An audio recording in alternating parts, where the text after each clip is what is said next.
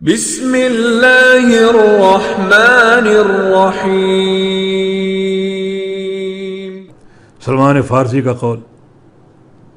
یہ ایک شخص پیدا ہوتے ہی بیت اللہ میں داخل ہو جائے، حجر اسود کے سامنے اور سجدے میں گر جائے، لمبی عمر پائے اور ساری عمر بیت اللہ میں حجر اسود کے سامنے سجدے میں پڑا رہے، پھر اس کی موت آ جائے اور اس کا وہیں سے جنازہ نکلے، کوئی گناہ اس کے کھاتے میں نہیں، پوری عمر کی عبادت ہے، وہ بھی حرم کے اندر حجر اسود کے سامنے، بظاہر نیکی بہت بڑی، مگر سلمان فارسی کا قول ہے جب قیامت قائم ہوگی یہ شخص اہل بدعت کے جھنڈے کے نیچے ہوگا۔ جو کام تو نے کیا ہے اللہ کے نبی نے نہیں کیا، کامیابی عمل صالح میں ہے،